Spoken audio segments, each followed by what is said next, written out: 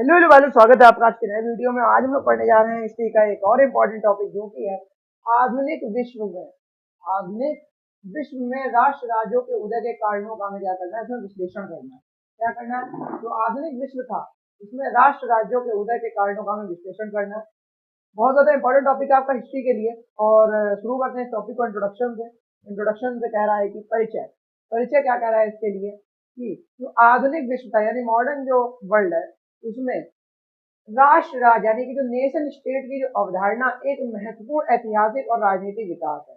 आधुनिक जो वर्ल्ड है या मॉडर्न वर्ल्ड है जो उसमें जो राष्ट्र राज्य की यानी नेशन स्टेट की जो अवधारणा है वो एक महत्वपूर्ण ऐतिहासिक राजनीतिक विकास है। राष्ट्र राज्य एक ऐसा राज्य होता है, राष्ट्र राज्य एक ऐसा राज्य होता है जिसकी सीमाओं के भीतर एक समान भाषा, एक समान संस्कृति, जातीयता और पहचान रखने वाले एक राष्ट्र बसता है, रखने वाला एक राष्ट्र बसता है।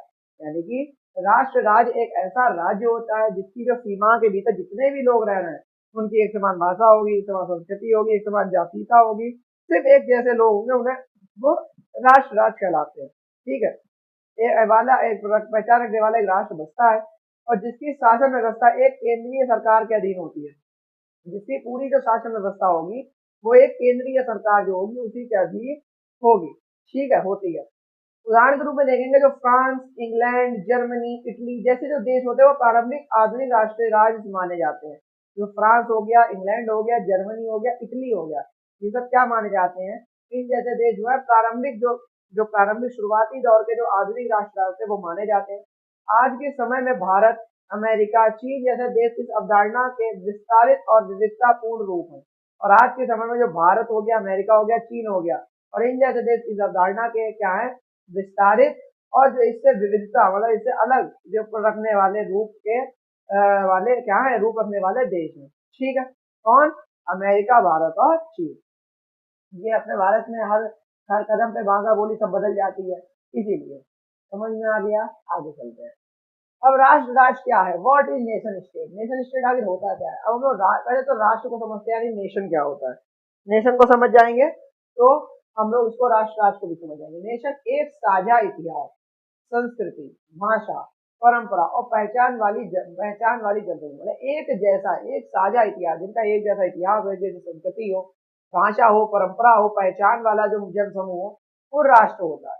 और राज्य वो होता है स्टेट एक राजनीतिक और कानूनी सत्ता जो एक सीमित भूभाग पर शासन करती है।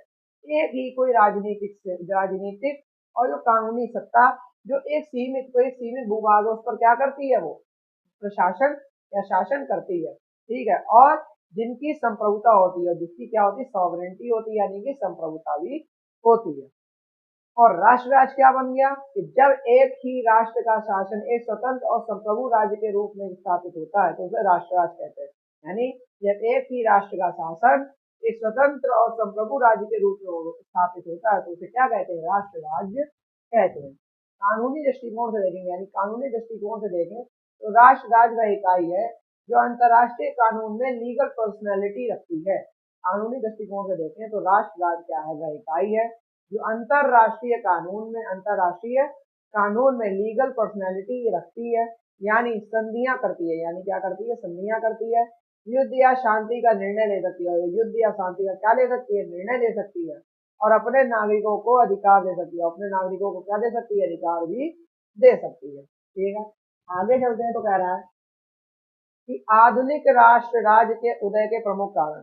जो आधुनिक यानी कि जो मॉडर्न नेशन स्टेट है उसके क्या कारण है राइज होने के? ठीक है, तो main causes for the rise of modern nation state, आधुनिक राष्ट्र राज्य के उदय के प्रमुख कारण कौन कौन से? पहला तो था पुनर्जागरण, रेनेसेंस कहते हैं, रेनेसेंस कहते हैं। ठीक है, 14वीं से 17वीं शताब्दी तक यूरोप में पुनर्जागरण के कारण व्यक्ति केंद्रित सोच और वैज्ञानिक दृष्टिकोण विकसित हुआ। तो 14वीं, ठीक है, 14वीं सदी से 17वीं सदी तक तो जो था उस तक क्या हुआ, यूरोप में क्या हुआ, पुनर्जागरण के कारण क्या हुआ, पुनर्जागरण के कारण या रेनेसेंस के कारण क्या हुआ, व्यक्ति केंद्रित सोच, व्यक्ति की क्या हुई, केंद्रित सोच और वैज्ञानिक दृष्टिकोण उसका विकसित हुआ। धार्मिक संस्थानों के बजाय मानव और समाज पर केंद्रित चिंतन उभरा। मतलब धार्मिक संस्थानों की बजाय मतलब उसकी जगह पे मानव और जो समाज पर जो केंद्रित चिंतन है वो उभरा, जिसने राजनीतिक इकाई की भावना को जन्म दिया। जिसने क्या करा? राजनीतिक इकाई की जो भावना है उसको क्या दिया, जन्म दिया। यह बौद्धिक आंदोलन लोगों में एक साझा संस्कृति और राष्ट्रीय पहचान के बीज बोता है। और यह जो बौद्धिक आंदोलन है वो लोगों में एक जैसी संस्कृति और राष्ट्रीय पहचान के क्या होता है, बीज बोता है, जो राष्ट्र के लिए क्या है, मूलभूत है, जो राष्ट्र के लिए क्या है, मूलभूत है। ठीक है, आगे चलते हैं। धर्म सुधार आंदोलन इसका प्रमुख कारण है, जिसे हम लोग रिफॉर्मेशन कहते हैं। 16वीं शताब्दी में मार्टिन लूथर द्वारा शुरू किया गया धर्म सुधार आंदोलन कैथोलिक चर्च की सत्ता को चुनौती देता है। तो 16वीं शताब्दी में किसने शुरू किया था, मार्टिन लूथर ने। किसने किया था, मार्टिन लूथर ने। जो लूथर था उसके द्वारा शुरू किया गया क्या, उसके द्वारा शुरू किया गया जो धर्म सुधार आंदोलन था वो कैथोलिक जो चर्च सत्ता थी उसको क्या देता है, चुनौती देता है। ठीक है, आगे चलते। धर्म के नाम पर रोमन चर्च की एकता टूटी और स्थानीय धर्म व राजनीतिक इकाइयों की स्वतंत्रता का मार्ग प्रशस्त हुआ। धर्म के नाम पर जो रोमन चर्च की जो एकता थी वो टूटी और जो स्थानीय मार्ग, जो स्थानीय धर्म था और जो स्थानीय इकाइयों की स्वतंत्रता थी उसका मार्ग क्या हुआ, प्रशस्त हो गया, बहुत ज्यादा मजबूत हो गया। इससे राज्यों को धार्मिक दृष्टि से भी स्वतंत्र राष्ट्र बनने की प्रेरणा मिली। और इससे राज्यों को क्या मिली, राज्यों को धार्मिक दृष्टि से भी स्वतंत्र राष्ट्र बनने की प्रेरणा मिली। हम लोग देखते हैं राजशाही का सुदृढ़ीकरण। राजशाही का सुदृढ़ीकरण, सेंट्रलाइजेशन, राजशाही का सुदृढ़ीकरण, centralisation of monarchy. England England France Spain आदि के सम्राटों ने स्थानीय सामंतों की शक्ति को समाप्त कर केंद्रीय शासन स्थापित किया। इंग्लैंड फ्रांस स्पेन आदि जैसे जो सम्राट थे उन्होंने क्या करा, स्थानीय सामंत जो थे, सामंतों की जो शक्ति जो उसको समाप्त कर केंद्रीकृत एक सेंट्रलाइज जो एक शासन था उसको स्थापित किया। जैसे जैसे एक राजा, एक कानून, एक कर प्रणाली और एक सेना की व्यवस्था बनी, एक राष्ट्र एक राज्य की अवधारणा उभरने लगी। और जैसे जैसे एक राजा होगा वही एक कानून चलेगा, एक जैसी सैन्य शक्ति होगी, एक जैसी कर प्रणाली होगी सभी के लिए। जैसी ऐसी व्यवस्था बनी, एक राष्ट्र और एक राज्य की अवधारणा तुरंत ही क्या होने लगी, उभरने लगी। ठीक है, आगे चलते हैं। छापाखाना और संचार संचार क्रांति, मतलब जो प्रिंटिंग प्रेस और जो कम्युनिकेशन की जो रेवोल्यूशन हुआ था वो जैसे गुटेनबर्ग ने क्या करा था, द्वारा छापाखाना विकसित होने पर स्थानीय भाषाओं का प्रचार हुआ। जैसे गुटेनबर्ग के द्वारा जैसे प्रेस को क्या करा गया या प्रिंटिंग प्रेस को क्या करा, विकसित हुआ, जैसे उसके द्वारा विकसित करा गया, तो उसी से क्या हुआ, होने से स्थानीय जो भाषाएं थी उसका क्या हुआ, प्रचार हुआ। लोग एक भाषा, एक साहित्य और एक साझा इतिहास से जुड़े, जिससे राष्ट्रीय भावना, नेशनलिज्म विकसित हुआ। जैसे लोग क्या थे, एक जैसी भाषा, ठीक है, एक जैसा साहित्य और एक साझा इतिहास जो था उससे जुड़े, जिससे राष्ट्रीय भावना, नेशनलिज्म विकसित हुआ। ठीक है, और यह भाषा आधारित एकता राष्ट्र निर्माण की नींव बनी। और जो यह भाषा है, भाषा आधारित जो एकता रही है, जैसी भाषा की जो आधारित एक एकता बना देती है, जैसे लोग बोलने वाले, जैसे आज में ब्राह्मण ब्राह्मण फिलहाल आज में को सारा ही नहीं एक दूसरे का, जैसे कि भाषा आधारित, जैसे उस जमाने में जो भाषा बोला करते थे वो उनकी एकता बढ़ी, जिसने राष्ट्र निर्माण की क्या रख दी, नींव बनवा दी। ठीक है, औद्योगिक क्रांति और पूंजीवाद, इंडस्ट्रियल रेवोल्यूशन एंड कैपिटलिज्म। औद्योगिक क्रांति और पूंजीवाद को देखेंगे तो व्यापार और उद्योग ने स्थिर राजनीतिक व्यवस्था की आवश्यकता को जन्म दिया। तो व्यापार और जो उद्योग ने क्या करा, स्थिर जो राजनीतिक व्यवस्था थी उसकी आवश्यकता को जन्म दिया। राष्ट्रीय अर्थव्यवस्था, एक कर प्रणाली, श्रम नीति और कानून की आवश्यकता पड़ी, जिससे आधुनिक राज्य व्यवस्था विकसित हुई। मतलब राष्ट्रीय अर्थव्यवस्था, एक कर प्रणाली हो गई, श्रम नीति हो गई, कानून की आवश्यकता पड़ी, जिससे आधुनिक राज्य व्यवस्था क्या हो गई, विकसित हुई। फ्रांसीसी क्रांति 1789 और राष्ट्रवादी नेशनलिज्म। फ्रांस में लिबर्टी, इक्वलिटी और फ्रैटर्निटी के नारे के साथ जनता ने राजा का तख्ता पलट दिया। फ्रांस में जो लिबर्टी, इक्वलिटी और फ्रैटर्निटी के जो नारे के साथ जनता ने क्या कर दिया था, 1789 में राजा का तख्ता पलट कर दिया था। लुई सोलवे का पढ़ा चुके हैं। ठीक है, इससे यह अवधारणा उभरी कि राज्य जनता का होता है। उससे यह अवधारणा उभर गई कि जो राज्य होता है सदैव ही सदैव किसका होता है, जनता का होता है। और सरकार को जनता की इच्छा से संचालित होना चाहिए। जो सरकार को क्या होना चाहिए, जनता की इच्छा से ही संचालित होना चाहिए। जो जनता चाहे उसी हिसाब से उसका संचालन किया जाना चाहिए। कानूनी दृष्टिकोण से यह पहला उदाहरण था, कानूनी दृष्टिकोण से पहला उदाहरण था जहाँ एक संविधान आधारित राष्ट्र राज्य बना। और कानूनी दृष्टिकोण से यह पहला उदाहरण था जहाँ एक संविधान आधारित राष्ट्र राज्य बना। नेपोलियन युद्ध और राजनीतिक एकीकरण को देखते हैं। जो नेपोलियन युद्ध था और जो राजनीतिक एकीकरण था उससे वो भी एक नींव बनी राष्ट्र राज्य के लिए। नेपोलियन बोनापार्ट ने नेपोलियनिक कोड लागू किया, मतलब एक तरीका का उसका कानून था उसने जो बनाया था, जो कि पूरे यूरोप में समान व्यवस्था को भावना लेकर आया। जो क्या करा, जो क्या लेकर आया, पूरे यूरोप में समान व्यवस्था की भावना लेकर आया। इटली और जर्मनी में इसी भावना ने राजनीतिक एकीकरण को जन्म दिया, और इटली और जर्मनी में इसी भावना ने राजनीतिक एकीकरण को क्या दिया, जन्म दिया। कानूनी दृष्टिकोण देखें तो नेपोलियनिक कोड आज भी कई यूरोपीय देशों के सिविल कानून का आधार है। और कानूनी दृष्टिकोण देखें तो जो नेपोलियनिक कोड था वो आज भी कई यूरोपीय देशों की सिविल कानून का क्या है, आधार है। संविधानवाद और मानवाधिकारों की अवधारणा देखते हैं तो क्या है, अमेरिकी स्वतंत्रता संग्राम में 1776 और फ्रांसीसी क्रांति 1789, ठीक है, से संवैधानिक राष्ट्र राज्य की अवधारणा प्रबल हुई।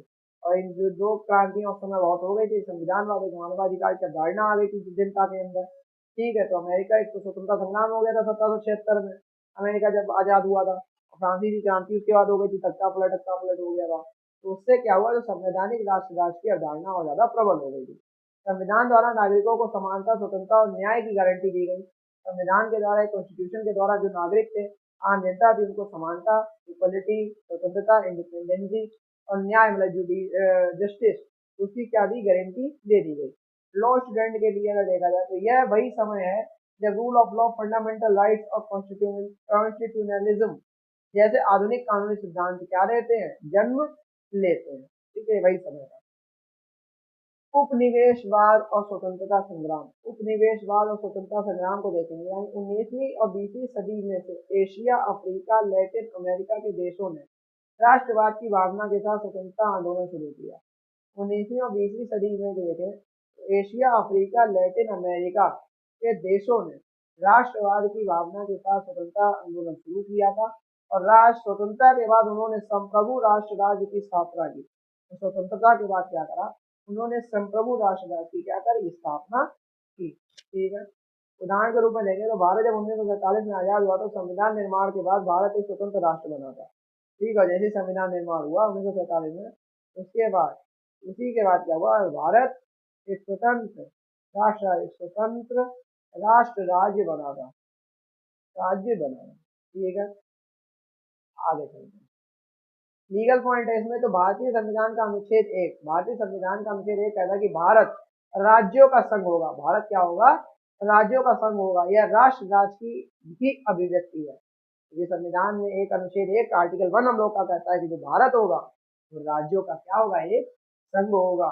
और यही जो राष्ट्र राज्य की क्या रहती है, ये भी अभिव्यक्ति एक झलक है बिल्कुल एक तरीके से। ठीक है, डिवीजन चार्ट हम लोग भाई देख लेते हैं, इसका सारांश तालिका देख लेते हैं, बहुत ज्यादा इंपॉर्टेंट है। कारण और विवरण देखेंगे, तुम्हें जानना कि कारण है तो मानव केंद्रित सोच की और बौद्धिक क्रांति को जन्म दिया।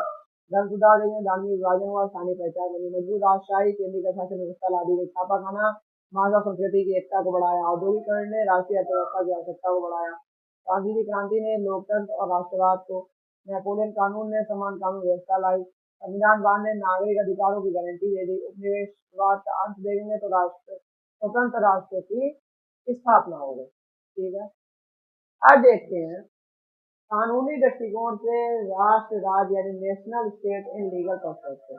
कानूनी दृष्टिकोण से राष्ट्र राज्य क्या था, नेशन स्टेट है, वो लीगल पर्सपेक्टिव से क्या है उसको समझते हैं। तो पहला हो गया संप्रभुता यानी सॉवरेनिटी। ठीक है, तो राष्ट्र राज्य की सबसे प्रमुख कानूनी विशेषता यही है कि वह अपने भूभाग का पूर्ण अधिकार रखता है। किसी भी राष्ट्र राज्य की सबसे प्रमुख विशेषता है, कानूनी विशेषता या लीगल जो पर्सपेक्टिव के तरीके देखा जाए तो कानूनी विशेषता है, फैसिलिटी यही है, फैसिलिटी कि वह अपने जो उसका जो भूभाग है उस पर वो पूर्ण अधिकार रखता है। जैसे हमारी कोई जमीन है तो हम उस पर पूर्ण अधिकार रखते हैं, उसी प्रकार से।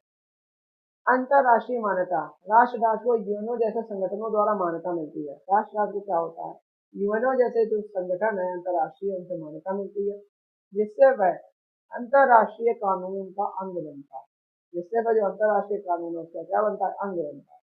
कानूनी अभिव्यक्ति एंड लीगल पर्सनैलिटी देखते हैं तो राष्ट्र राज्य संधि कर सकता है। राष्ट्र राज्य क्या कर सकता है, संधि कर सकता है, मुकदमे लड़ सकता है और अंतरराष्ट्रीय न्यायालय में एक शिकार हो सकता है। अंतरराष्ट्रीय न्यायालय में क्या हो सकता है, पक्षकार हो सकता है। मानवाधिकार संविधान को देखेंगे तो आधुनिक राष्ट्रवाद अपने नागरिकों को संविधान द्वारा अधिकार और सुरक्षा प्रदान करता है।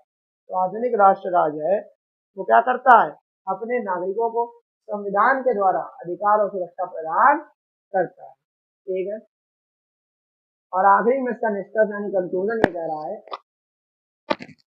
कि आधुनिक राष्ट्र राज्य की जो आधुनिक राष्ट्र राज्य का उदय है वो इतिहास, राजनीति, अर्थशास्त्र और कानून के विभिन्न कारकों का परिणाम है।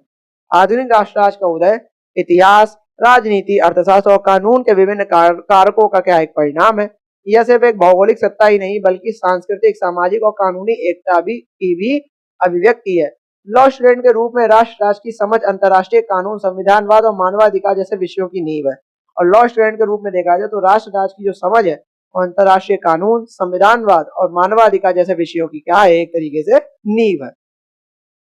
राष्ट्र राज्य केवल शासन की इकाई नहीं बल्कि जनता की आकांक्षाओं और अधिकारों का संरक्षक है।